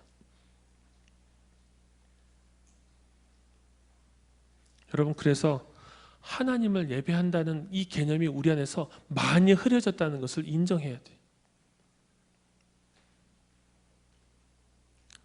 하나님을 향한 유일한 어떤 그 대상을 향한 충성과 경배와 사랑을 고백하는 자리가 아니라 내가 지금 잘 가고 있는 그 길에서 하나님이 위로와 힘을 주시는 자리. 그래서 예배의 자리에서 돌이킴이 일어나질 않는 거예요. 회개가 일어나질 않는 거예요.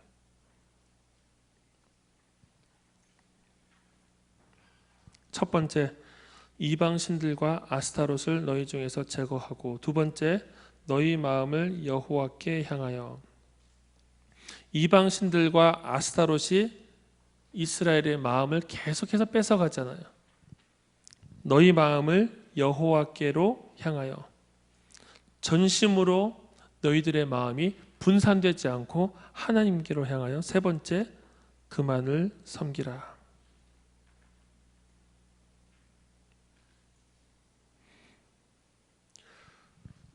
저는 이 첫 번째, 이방신들과 아스타롯을 우리 중에서 제거하는 일이 요즘 세상에서는, 요즘 시대는 정말로 어려워졌다고 생각해요. 예전에 아날로그에서 디지털로 변환되던 시대에는요, 우리의 범죄, 우리 하나님으로부터 멀어지게 하는 것들이 사실 다 하나의 그냥 구체적인 대상으로 있었어요.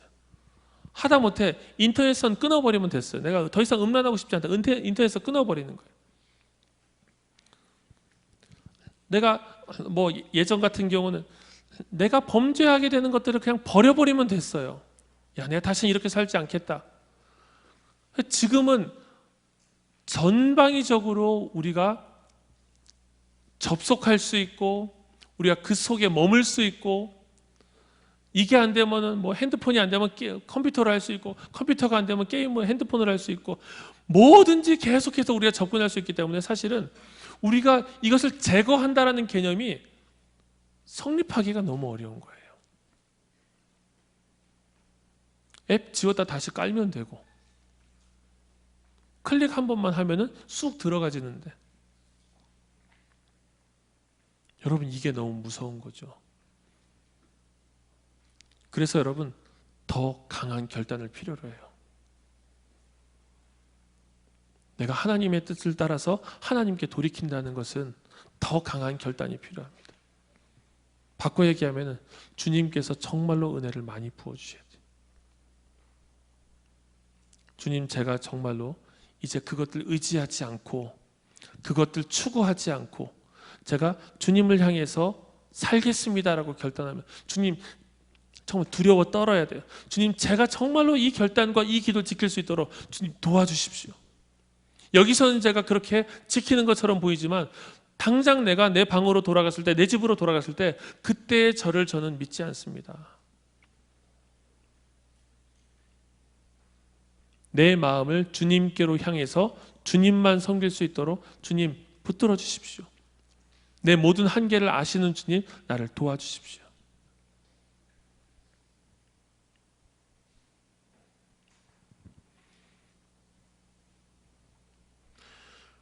하나님께로 돌아가는 것, 하나님을 섬긴다는 것은 이방신들과 아스다롯을 우리 중에서 제거하는 것을 의미합니다. 여러분, 이것을 기억하십시오. 바꿔 얘기하면은 돌이키지 않은 상태는 이방신과 아스타롯을 집에다 두고 하나님께 제사하러 나올 수도 있었다는 거죠. 그래서 제가 처음에 개회 예배 때 얘기했죠. 우리의 죄의 현장이 회개할 때 소환되어야 된다.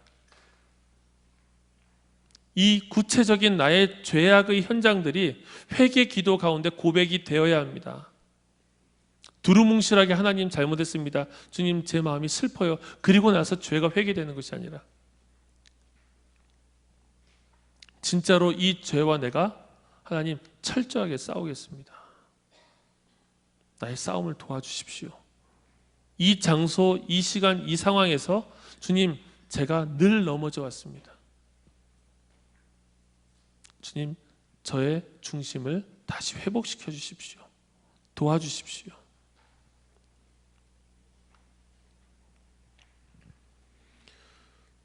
자, 4절 보시면은 이스라엘이 어려운 결단을 내립니다. 이에 이스라엘 자손이 바알들과 아스타롯을 제거하고 여호와만 섬기니라. 이스라엘이 순종합니다. 이 모든 과정을 겪었던 법궤를 빼앗기고 수많은 사람들이 패배했던 이 모든 과정을 겪으면서 하나님의 거룩하심과 하나님의 어미하심과 자존하심을 깨달은 이스라엘 백성들이 이 모든 신상들을 제거하고 이제서야 하나님의 뜻을 따라서 예배하기 시작합니다. 하나님께로 돌이킨 거죠. 이제는 제사할 수 있는 5절에 나온 하나님께 사무엘이 기도할 수 있는 그 상황 조건이 성립한 거예요. 온 이스라엘을 미스바로 모으는 것이죠. 5절 내가 너희를 위하여 여호와께 기도하리라 하며 6절 보시면 그들이 미스바에 모여 물을 길어 여호와 앞에 붓고 그날 종일 금식하고 거기에서 이르되 우리가 여호와께 범죄하였나이다 하니라. 사무엘이 미스바에서 이스라엘 자손을 다스리니라. 20년 만에 이스라엘이 제대로 하나님 앞에 금식하며 애통하며 회개하고 있습니다. 우리가 여호와께 범죄하였나이다. 이 여호와께 범죄하였나이다는 바알 신상과 아스타롯 신상과 모든 이방 신상을 집에다가 두고 하는 회개와 그것을 다 제거하고 하는 회개가 다른 거예요. 우리가 여호와께 범죄하였나이다. 자신들의 죄를 고백하며 금식하며 하나님께 나아가고 있습니다. 자, 이때 7절에 보시면은 위기 상황이 발생하는 것이죠. 이스라엘 자손이 미스바에 모였다함을 블레셋 사람들이 듣고 그들의 방백들이 이스라엘을 치러 올라온지라. 이스라엘 자손들이 듣고 블레셋 사람들을 두려워하여 자, 회개하러 모인 이스라엘 자손들이 회개하다가 죽게 생긴 상황. 그리고 회개 기도하려고 모였다가 온 이스라엘이 다시 무너지게 된 상황. 자, 이때 8절에 보시면 이스라엘 자손이 사무엘에게 이르되 당신은 우리를 위하여 우리 하나님 여호와께 쉬지 말고 부르짖어 우리를 블레셋 사람들의 손에서 구원하시게 하소서 하니. 여러분 신기하지 않습니까? 이스라엘이 다시 법궤를 가져갈 생각을 하질 않아요. 이제 법궤를 가지고 야 다시 싸우자 이게 아니라 사무엘에게 기도를 요청하고 있어요.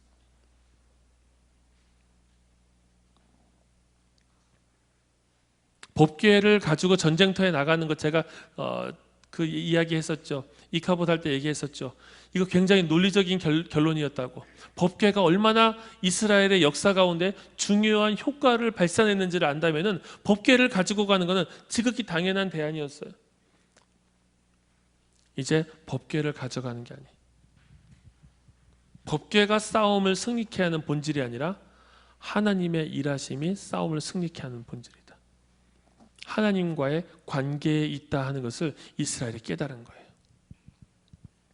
그래서 사무엘에게 구하죠. 당신은 우리를 위하여 우리 하나님 여호와께 쉬지 말고 부르짖어 우리를 블레셋 사람들의 손에서 구원하시게 하소서. 9절 사무엘이 젖먹는 어린 양 하나를 가져다가 온전한 번제를 여호와께 드리고 이스라엘을 위하여 여호와께 부르짖음에 여호와께서 응답하셨더라.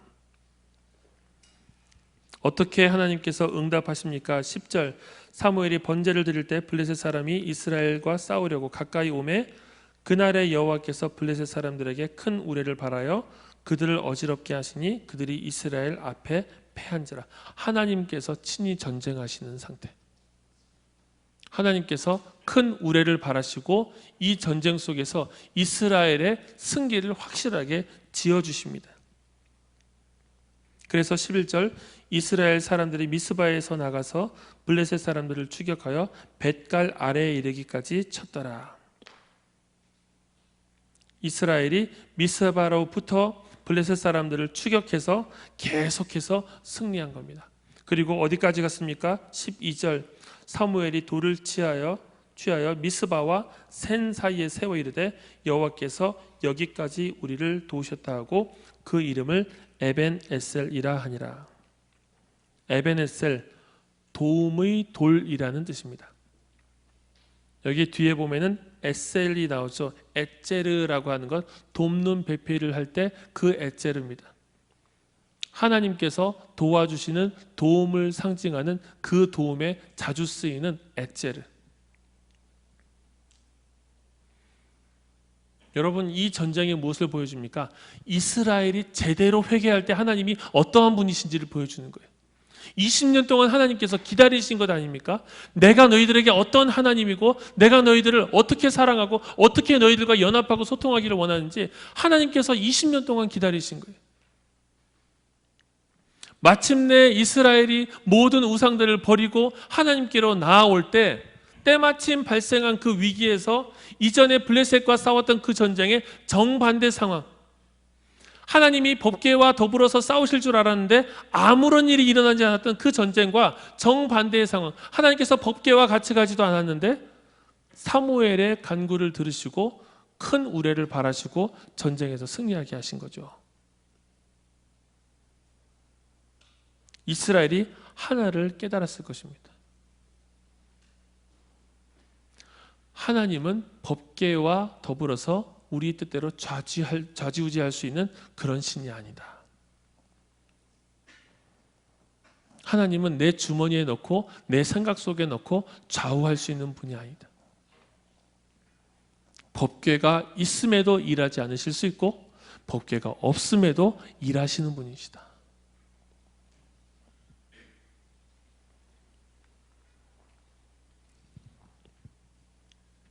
하나님께서 싸우신 그때는 이스라엘이 하나님을 향해서 기도할 때, 예배할 때였어요. 여러분, 그리고 이 싸움에서 승리하는 것은 사실은 하나님의 약속과 연결되어 있습니다. 여러분, 그 약속이 무엇입니까? 우리 출애굽기 34장 한번 보시겠습니까? 출애굽기 34장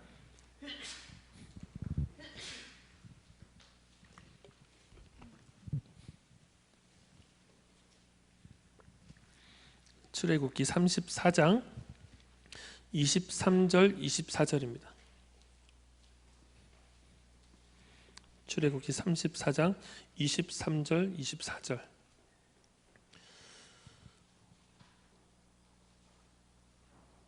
자, 우리 같이 한번 한 목소리로 읽어보도록 하겠습니다. 시작.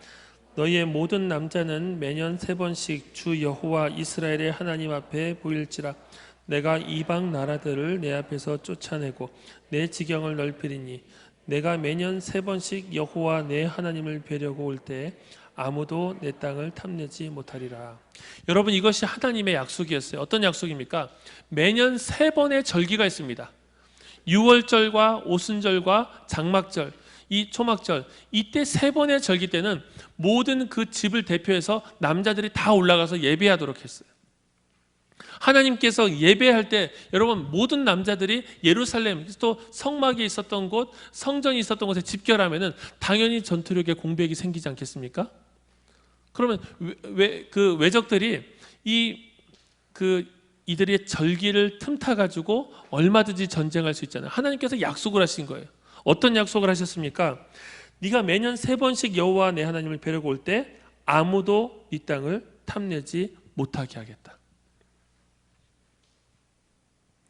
3번의 절기를 지키는 그 핵심 속에 무엇이 있다는 겁니까? 하나님을 예배하는 민족으로의 정체성을 내가 책임지고 보호하겠다.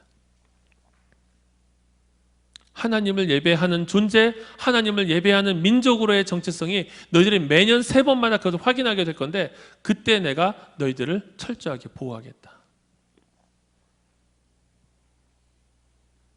미스바에서 이들이 확인한 게 지금 그 모습이죠.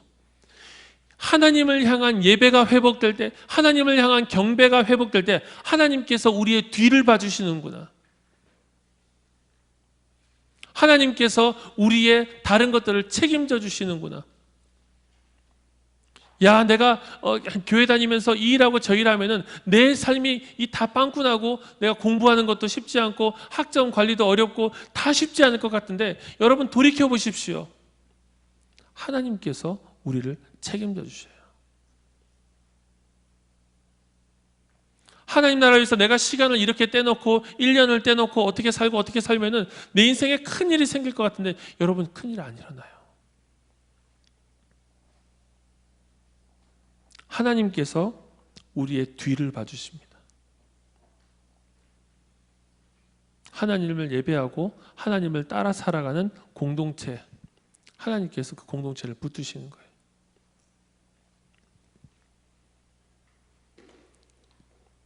그 승리를 얻고 나서 13절과 14절을 보시면 그 승리가 계속해서 이어집니다. 이스라엘이 하나님을 경외하고 이스라엘이 하나님을 따르는 동안 그 승리가 계속해서 무엇으로 이어집니까? 평화로 이어지는 거죠. 이에 블레셋 사람들이 굴복하여 다시는 이스라엘 지역 안에 들어오지 못하였으며 여호와의 손이 사무엘이 사는 날 동안에 블레셋 사람들을 막으시매 블레셋 사람들이 이스라엘에게서 빼앗았던 성읍이 에그론부터 가드까지 이스라엘에게 회복되니 이스라엘이 그 사방 지역을 블레셋 사람들의 손에서 도로 찾았고 또 이스라엘과 아모리 사람 사이에 평화가 있었더라. 이스라엘이 하나님으로부터 영적인 안정감을 갖게 될 때, 영적으로 하나님과 회복될 때 이스라엘의 민족적인 안녕이 회복됩니다. 하나님과의 관계에 샬롬이 있을 때 이스라엘의 민족적인 안위에도 샬롬이 임한 것입니다. 사무엘이 그 일을 위해서 하나님 앞에 민족을 대신해서 서는 것이죠. 민족의 회개를 촉구하고 하나님의 긍휼이 임하시기를 간구하고.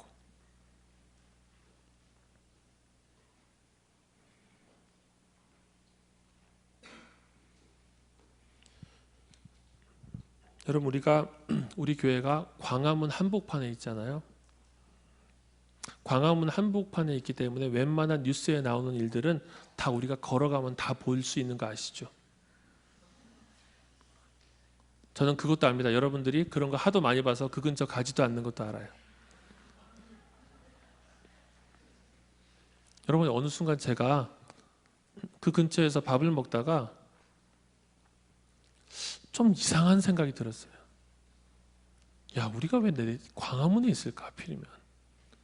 이 대학생들이 이 학교가 많은 것도 아닌데 왜 광화문에 우리가 이렇게 모여 있을까? 하나님께서 이 혼란 속에서 우리는 어떤 존재가 되기를 원하실까? 아우, 나 이거 시끄러워가지고 나는 그런 거 생각도 하기 싫어. 제가 그래갖고 어느 날은 그냥 한번 갔어요. 막 시끄럽고 막 복닥복닥한데 갔어요. 가서 거기를 좀 봤습니다. 보니까 정말 정신이 없더라고요. 정신이 없고 답답하고. 그래서 딱 세종문화회관 위에 섰어요. 그랬더니 잘 보이더라고요. 거기서 기도를 했습니다. 하나님, 이 안에 이 땅에 갈등이 참 많은데 어찌하다가 내수동교회가 이 광화문 한복판에 있어서, 서울 한복판에 있어서 이 모든 갈등을 늘 봐야만 하는 교회가 되었습니다. 주님, 그래서 우리가 이것을 외면하고 귀를 막고 살아갈 것이 아니라 이 아픔들을 볼 때마다 하나님께 올려드리는, 하나님의 회복을 간구하는, 하나님의 긍휼하심을 간구하는 그런 공동체가 되게 해주십시오. 이러다 보면 우리는 정치적인 입장 차이 때문에 오히려 더 분열할 수도 있겠지만, 그 문제를 놓고 하나님 앞에 간구하면서 고민하는 것이 귀를 막고 살아가는 것보다는 낫습니다. 그게 우리의 부르심이 아닐까요? 시대의 아픔과 시대의 고뇌가 왜 우리의 기도 제목이 되지를 못합니까?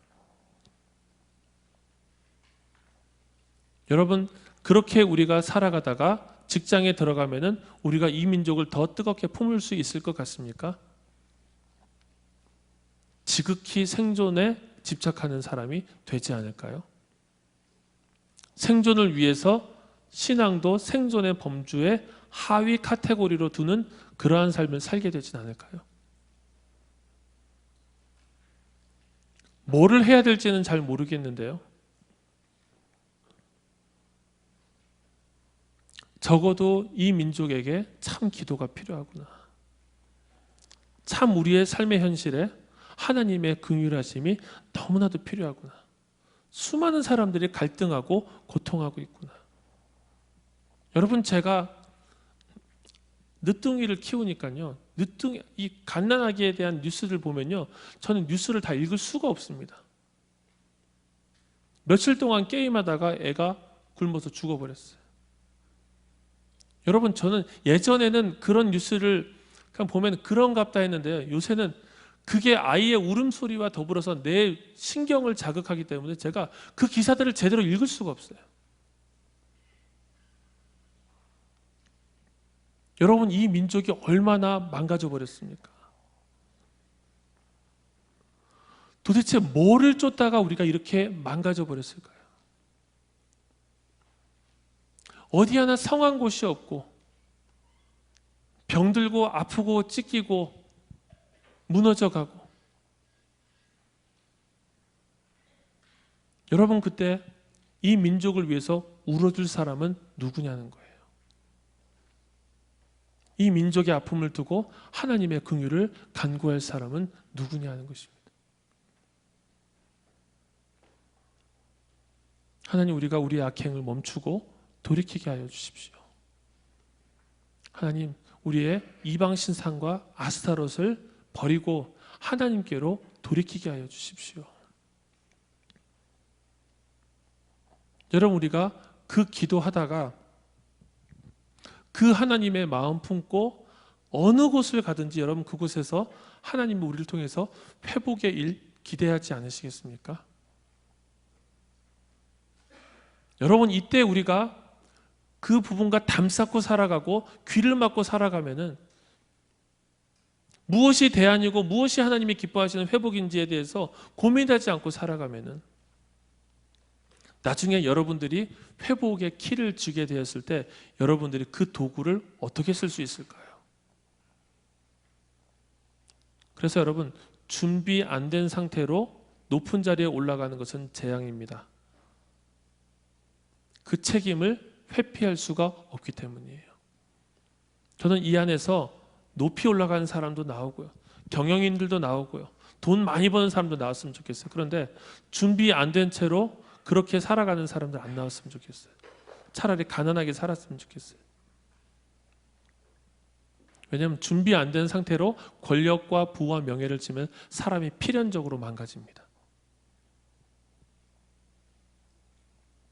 무엇인가 하나님께서 여러분들의 진로에 대해서 꿈을 주시고 그 길을 계속 걸어가게 하실 때, 하나님, 이 민족이 회복되는 길은 무엇입니까? 그것을 위해서 저는 어느 영역 속에서 하나의 벽돌이 돼서 어느 자리에서 하나님과 더불어서 끊임없이 인내하고 눈물을 쏟으면서 그 일을 감당할 수 있을까요?